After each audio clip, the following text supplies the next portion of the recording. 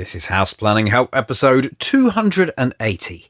Hello, I'm Ben Adam Smith, and this is the podcast for you if you're interested in self-build. I'm exploring what houses we should be building in the 21st century and trying to break down the major roadblocks that may get in our way. And coming up in this session, my guest is Jon Bootland from the Passivhaus Trust.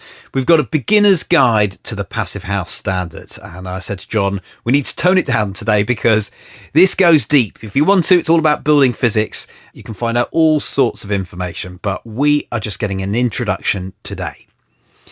And I often like to start off the podcast sharing a tip or a resource or something, and we're spoilt for choice today because we're using the Passivhaus Trust website laden with goodies, whether it's their own guides to the Passivhaus Standard, the open days, which means you can go and explore completed passive houses. They do this a couple of times a year.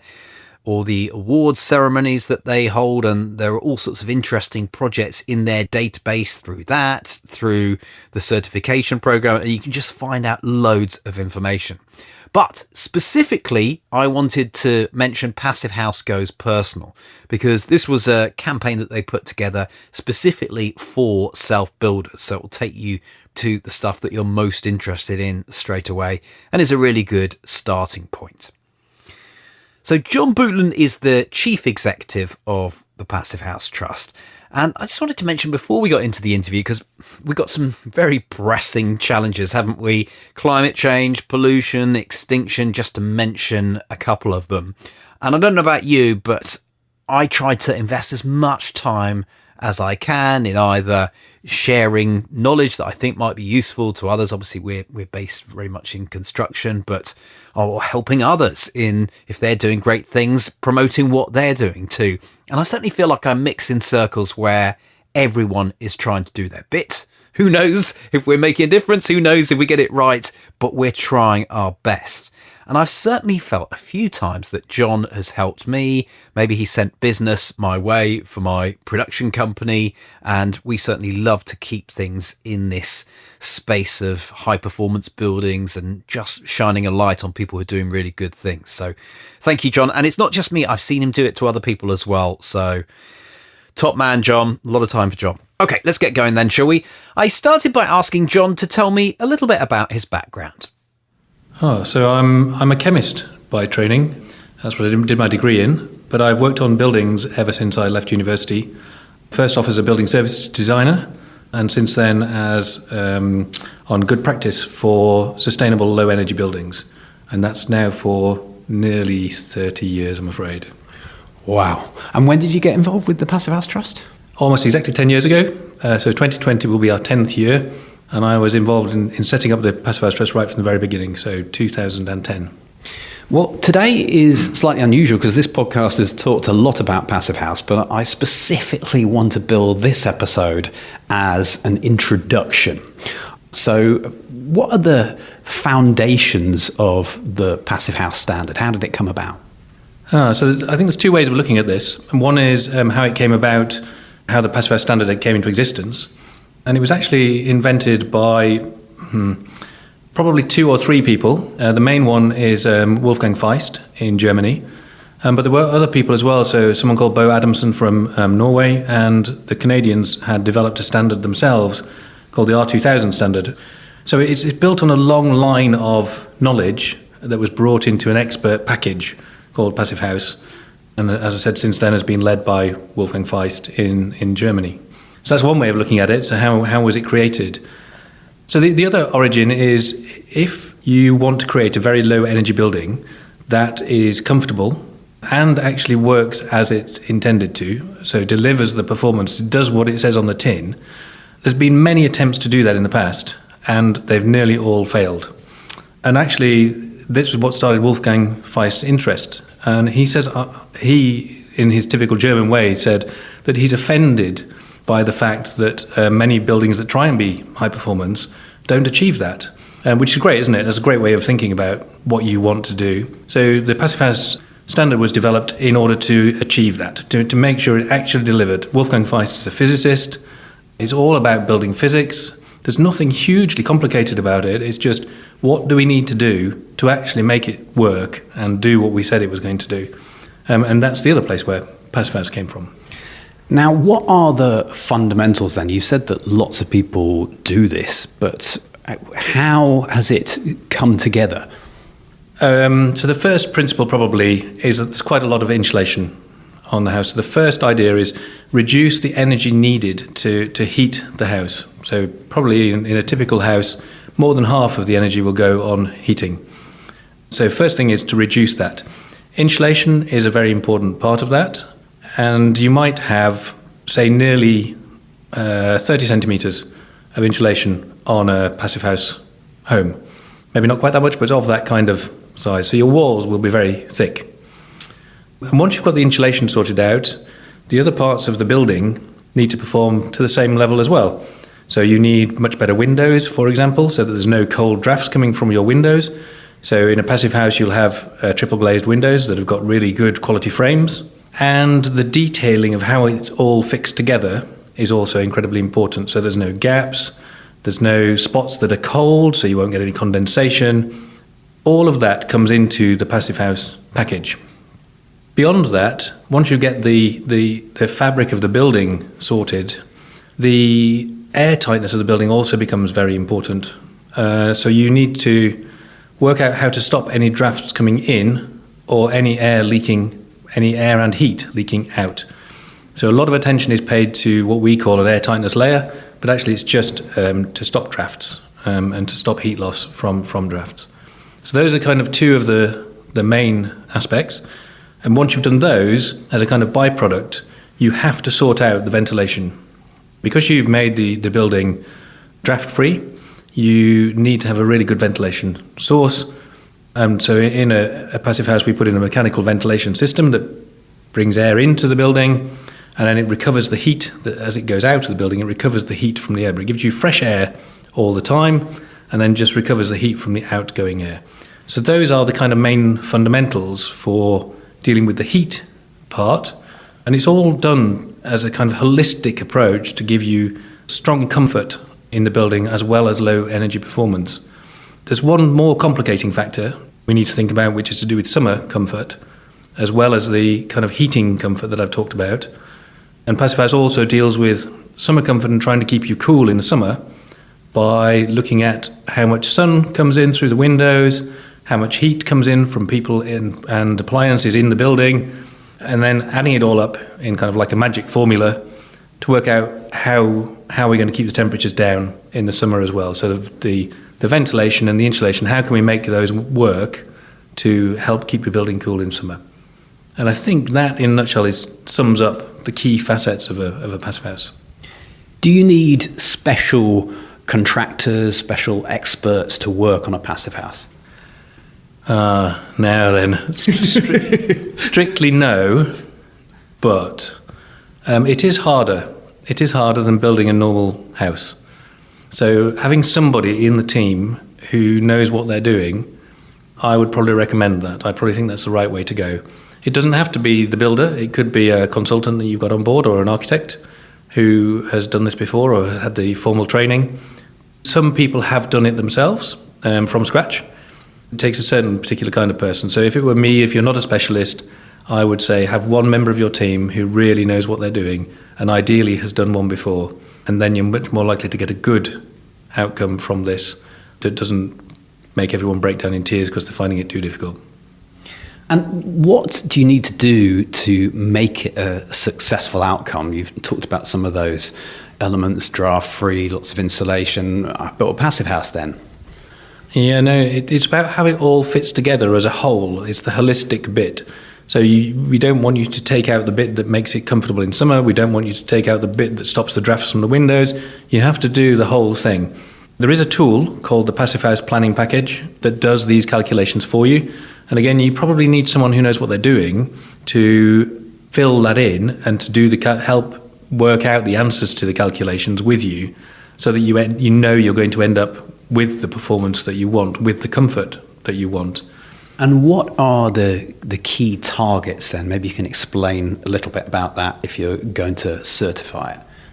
Once you're using the tool, the planning tool, this needs to be used right from the very beginning. That's the best way to do it, so that you look at how your shape of your building and the location of your windows and any balconies and so on that might penetrate into the building. You look at those right from the very beginning, so you don't cause yourself problems and puzzles as you go along. And the best way to do that probably is you've got your advisor on the team, and then there's an independent person who sits to one side and checks what they're putting forward and what you're suggesting, just to make sure that it is actually going to work in the way intended. So you won't have overheating in the summer, or you won't have a cold room somewhere in the house. So the package should tell you that, but actually we have an expert person to check that, and they're called a certifier. They do certification of the building. And they are the most expert people in the country. They've done multiple passive house projects, and they can take a view that if your designer has only done one or your contractor's only done one, and they think that this idea might work, the certifiers, who are the experts, they can take a look at it and tell you, yes, that is a good idea, that's a good way of doing things, or actually, if you tweak it like this, it'll be a lot better or a lot cheaper or a lot something. But because they've done multiple projects, they can give you that kind of expert advice. Can you do it without the certifier? You certainly can, but you can't call it a certified passive house, which does have some value in being able to sell the project. So you can't claim that it's then a certified passive house. And also, to me, it depends on how expert your team are. So if you had an architect on your project who's built a passive house before, or is a certified designer, and you've got a consultant and who's done one before, and you've got a contractor who's built one before, then you probably have good confidence that you would end up with a passive house at the end of it. If that's not true, and you've got much less passive house expertise in your team, then certification is a good way of ensuring that you're going to get what you want, and that it will be comfortable all year round, and that your bills will be very low, and that your house will be exactly what you expect, exactly what it says on the tin. So if you don't want to certify, make sure you've got more expertise in the team, I think. You talked about low bills there, so can you explain that and some of the other benefits?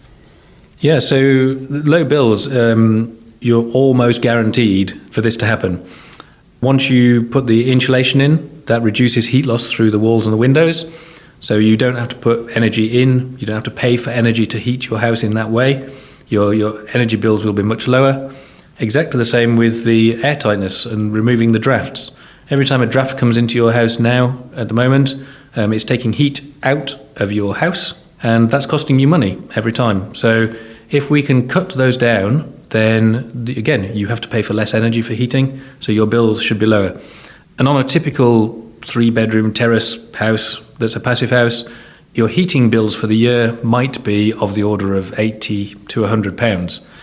And I don't know about you, but my heating bills in my terraced house used to be of the order of £800 to £1,000 a year. So it's a massive difference. You're saving a huge amount of money. That's only one of the benefits. There are other benefits, as I've said, in terms of comfort and health and robustness of the building as well, which we can talk about. Yeah, let's talk about the health. There's a lot of anecdotal evidence, so stories about the benefits to occupants of living in a passive house building. And mostly this comes from our mechanical ventilation systems, which provide this fresh air and recover the heat from the air going out. The stories are multiple, actually, that it gives you very good indoor air quality. So it can extract odours from the house, so if you've got smells, then they get taken out. There's also the thermal comfort, so you're warm in winter and cool in summer. That also has a health benefit, the cold. There's no cold stress on your body because you're comfortable, and no overheating stress in the summer. And there's also stories about improvements in asthma in occupants of a passive house. So the air is filtered on its way in, and whether you're in an urban area, so if you're in a city somewhere or a town, you might have air pollution from transport, and that can be filtered out as the air comes in. And if you're in the countryside, it might be pollen or grain dust that would also get filtered out.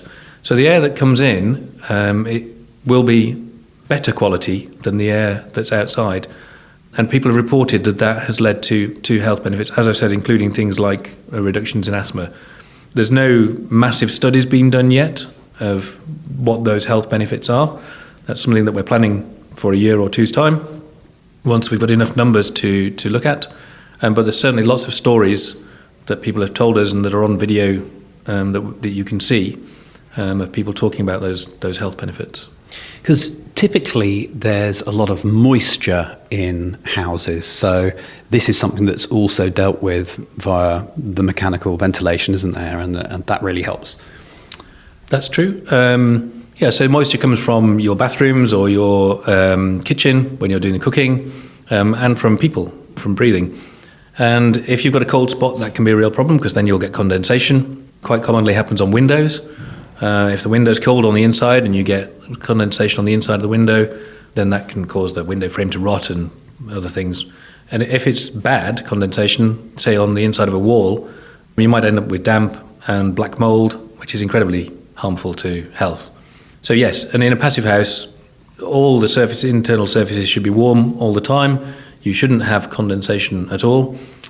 Mechanical ventilation, because it both puts air in and takes air out, puts fresh air in and takes stale air out. As it takes the stale air out, it takes the moisture out with it. So it reduces the moisture levels in the building, so that's another way of protecting your health. What is the most effective way of building a passive house when you think about construction systems? Tricky one, yeah. If you're $1 million question, Ben. Or I could just go down the simple route of can you build a passive house via any construction method? Yeah, I think some are easier than others, actually. I originally thought that you wouldn't be able to build a passive house with brick and block and a cavity. And then we were proved wrong. So Bill Butcher and the Green Building Store built a passive house in brick and block, or stone on the outside actually, but the same thing, block and stone with a cavity in the middle. So you can do that. My view originally was that it would be easier with timber panels or timber kit. My view was that would be easier, and that may well be true, I think. The key thing is you have to think of the building differently. So even if you're building with brick and block, then it's not brick and block with a cavity. It's not, you don't want to think about cavity wall ties and trying to fit a bit of insulation into the cavity, so you don't build it in the same way. What you would do is build the block work construction, the inside of the house, and then put a continuous layer of insulation around it, so that you get this really robust continuous insulation, which is quite different to how people fill the cavity in a normal house. So you get the warmth all the way around the structure. There's no gaps that are going to cause you with a problem. And then you put the brickwork or the stonework on the outside of this padded, this thermal, like a tea cozy. You've already built a tea cozy, and then you put the stone or the brick on the outside just as your visual effect. So it's the same, it's kind of the same, but it's built in a different way, much higher quality, much more robust, and absolutely continuous all the way around to make sure you're comfortable everywhere in the building. What does this mean for cost then? There's lots of answers to that question as well. And we've done a study on social housing. The problem with individual homes is that the costs of individual homes are so divergent or so varied depending on what you're building. If you're doing a mill conversion of a grade 2 listed building or a grade 1 listed building, that is going to be significantly different to a refurbishment of a small terrace, for example, in an absolutely standard Victorian street. Or similarly, if you're building brand new, if you're doing a 5-bedroom timber frame project with a whole south-facing glazing, again, that's going to be quite different to a smaller scale bungalow that's very kind of normal aesthetic or a very modest aesthetic. So the cost of that we found can vary between £1,000 a square metre to £4,000 a square metre anyway. It's very hard to compare, is what I'm trying to say, when you're looking at private sector individual homes. So we look at social housing as a way to get comparable benchmarks. And if you look at comparable social housing projects, the additional cost of building to passive house compared to a normal approach is between 4 and 8% more. Quite a bit of that is because of the better quality assurance that happens on a passive house project. And actually, we think you ought to do that better quality assurance to get a better quality home on all projects. So that half of that extra cost for passive house you should just apply anyway. So really, there's kind of a 4% extra on building to the Passive House Standard. That would then apply to whether you've got a small terrace or your big detached house. You might be looking at 4%. And in terms of what that might mean, if you're spending, I don't know, 200,000 on a new home or 400,000 on a new home, so 200,000, that would be £8,000, and on 400,000, that's £16,000. And how much would your kitchen cost, or the extra fittings, the uplift that you're choosing for your enhanced kitchen, your super kitchen, might be that much or more just for the kitchen, or just for your uplift in the spec of the kitchen. So to say you're going to get a much better quality building that'll make you more comfortable, more healthy, and perform better for 50, 100 years or more, it's a very small amount of money in my book. And it's a much better way to spend your money than on a super flashy designer kitchen. With a lot of builds, you can get out of control with costs. So are there any tips?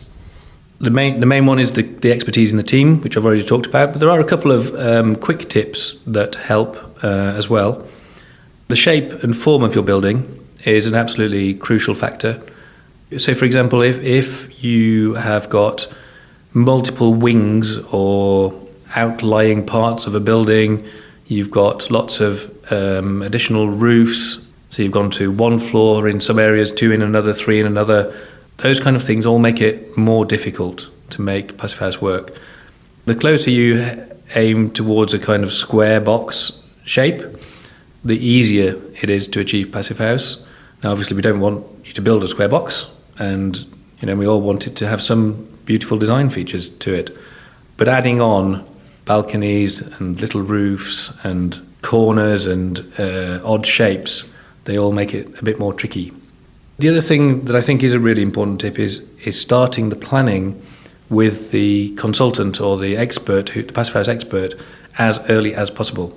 So don't think we've got to do quite a lot of design work and then bring in the passive house consultant to do the calculations for us, because all these decisions about where your windows are, what shape the building is, how many extra roofs or balconies we've got, what system we're using, all of those things will affect how easy it is to do passive house and therefore the cost. So do that as early as possible. Bring somebody in as early as possible to avoid the kind of complicated and costly decisions you might otherwise make.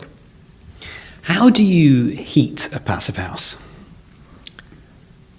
Lots of different ways of doing that. Funnily enough, I'm going to tell you a story now. One of the developers we worked with very early on, building private houses, he didn't believe that you could get away with building a passive house with almost no heat sources. So he put in a log burner in the main living room. You've got the heat sources of the cooker and so on in the kitchen. He put a radiator in the top bedroom on the north-facing wall because he thought that's going to be the coldest wall. And there was either a small radiator near the front door and I think potentially a towel rail as well. Because he was worried. He didn't believe that you could just have one little heat source in a passive house. And, I mean, obviously the log burner kicks out a huge amount of heat.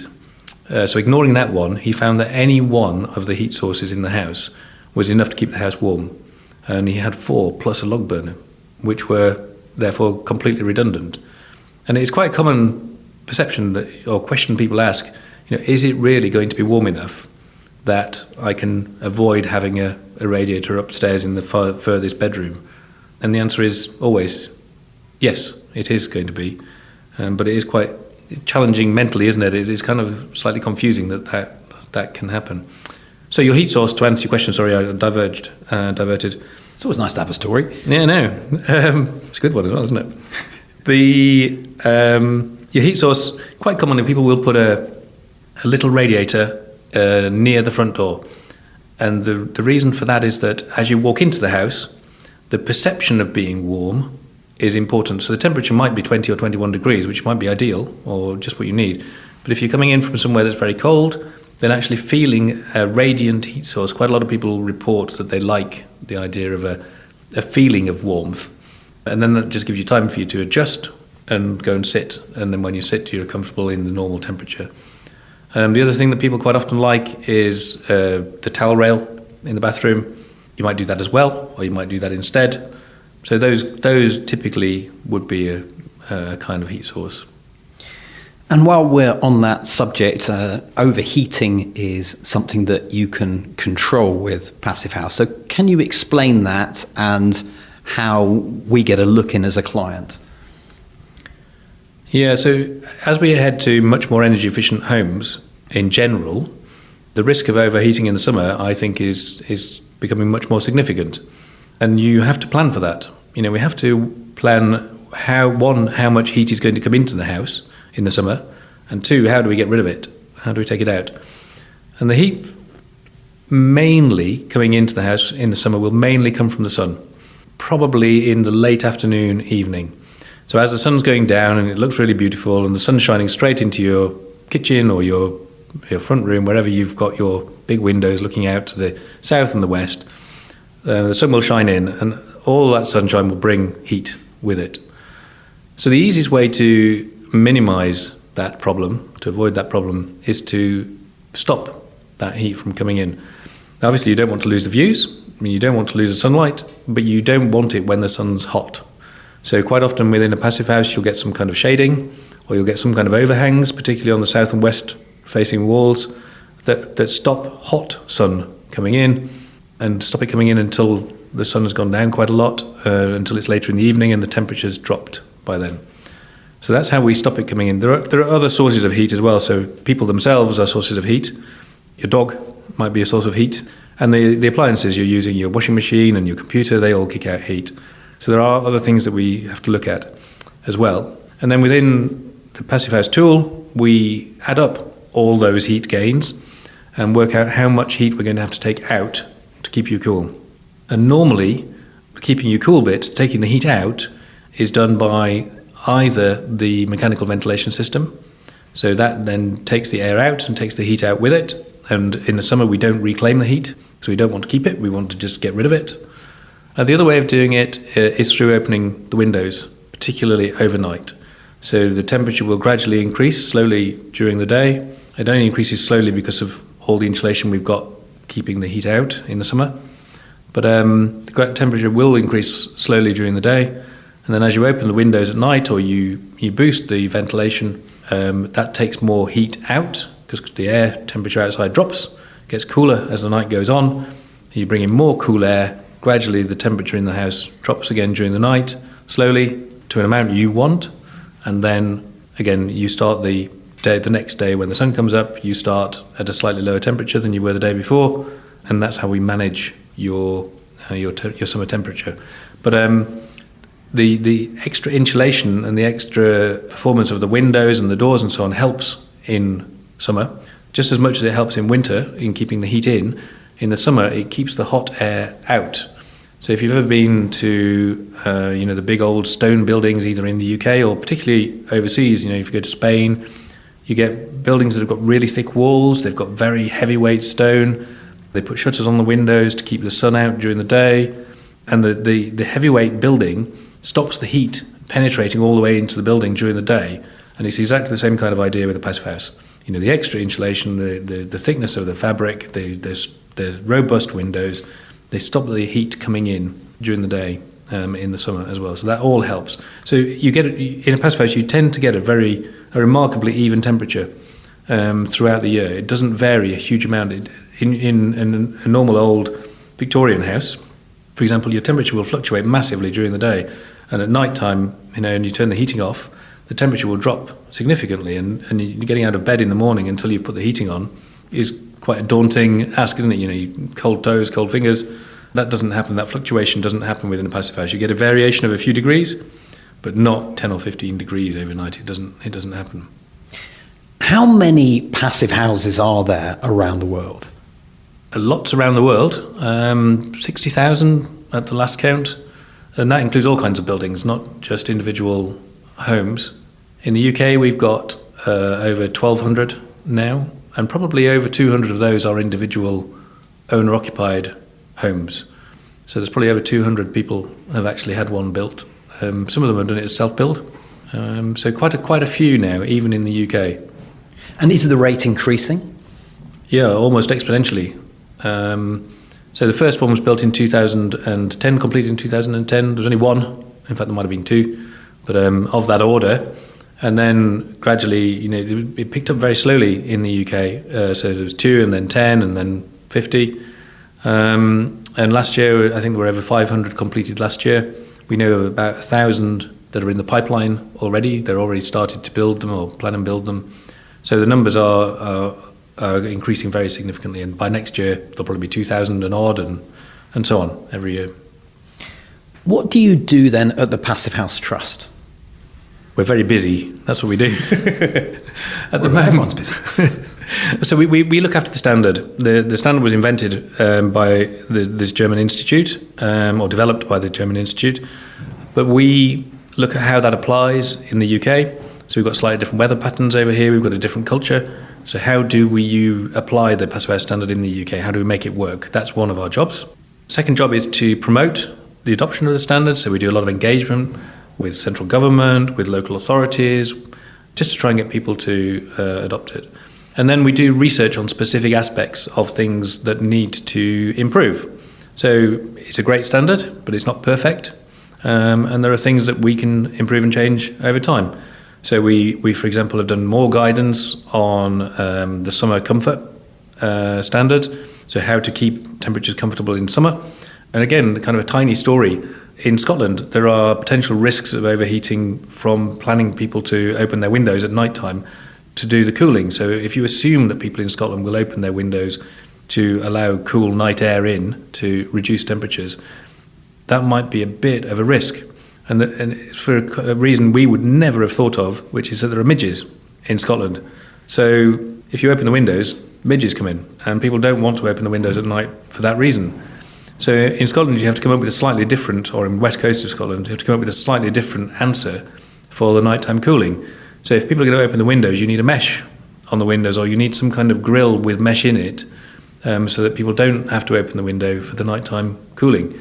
And how would you ever think of that from London, let alone from Germany? So these are kind of the adaptations that we need to work on to make sure the standard really works in the UK. And how has it changed over time? It's been pretty consistent for the main standards. So there are two main standards. One is for new build and one is for refurbishment. The refurbishment one is slightly easier to achieve than the new build one because there are difficulties on retrofit projects. So your building is already fixed in place. You can't change its direction. If it's facing south, it's facing south. That's just the way it is. Dealing with internal floors is very tricky because there might well be beams that go into the walls or into for either a first floor or a ground floor. So all of those things that we make some kind of allowance to say if you can't change those and those are fixed, then you can still get to a passive house. We just relax things slightly to acknowledge those difficulties.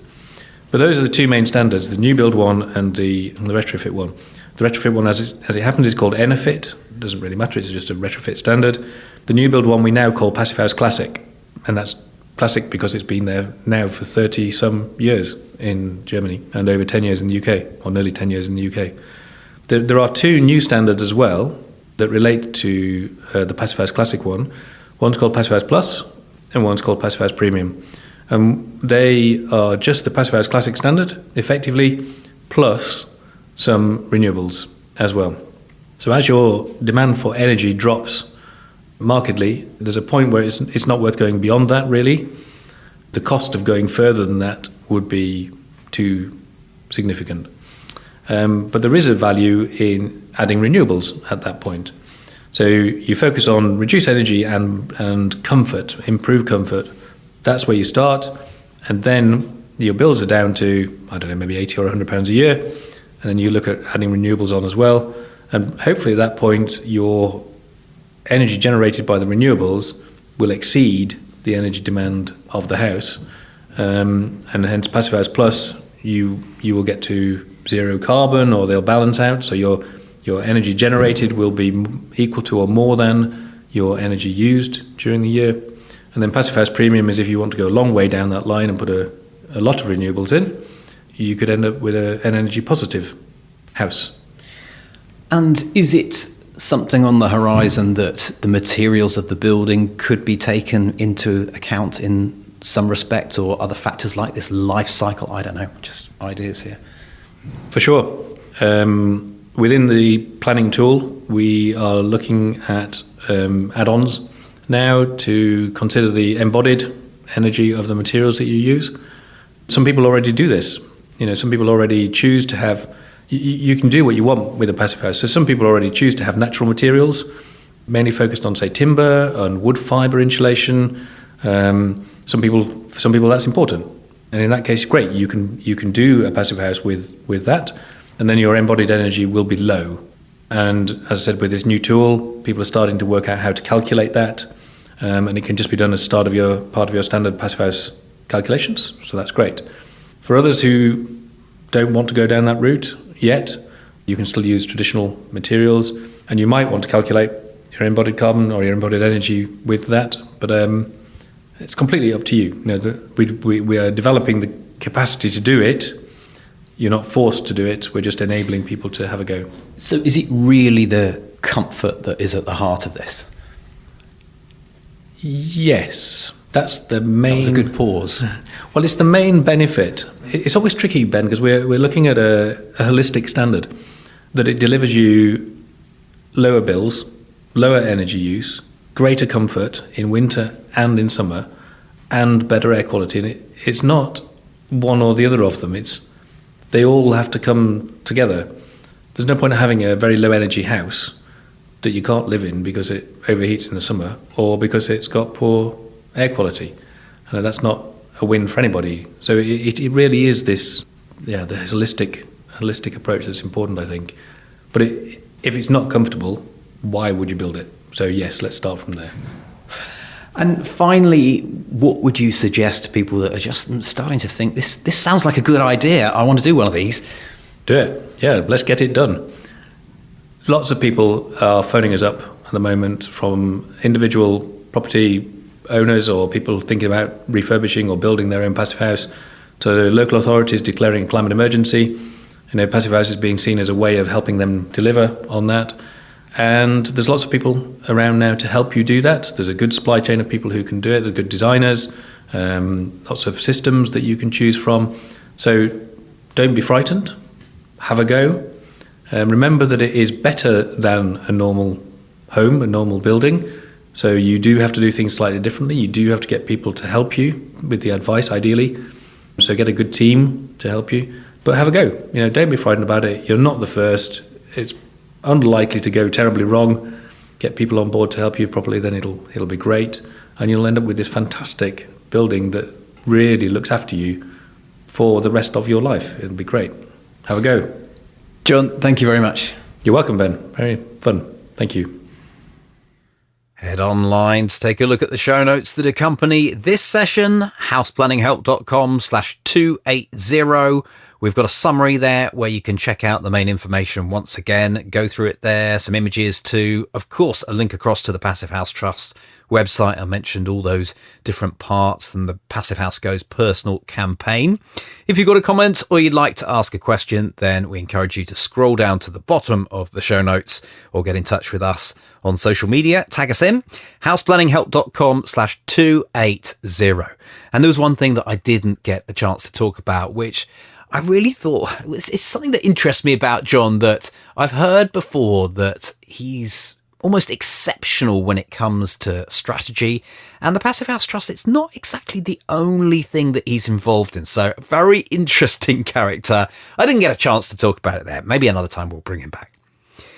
Just finally today, it's obviously been our beginner's guide to the Passivhaus Standard. And actually, we've done a few episodes, 3, a little mini series for beginners. So that would suggest to me that you're new in these parts and perhaps you're eager to check out some more. Well, there's plenty more in the archive. That's one way of doing it. Or I can lead you straight to the good stuff, because a while back we put together a free 10-day email course called Eco Design 101. And what I was trying to do there was think, wow, what are the common lessons that just come up time and time again? And so we put together this email series, each just with really simple stuff. Again, beginner level. But if that's you and you're trying to suss out what is an ecological home, what factors make a difference, then this would be perfect for you. houseplanninghelp.com/tips. Next time, Tully Gallagher is my guest, and when he couldn't find a main contractor with enough experience for his project, he decided to take on the build himself. So how did it all turn out? That's what we'll find out next time. The House Planning Help podcast is produced by Regen Media, content that matters.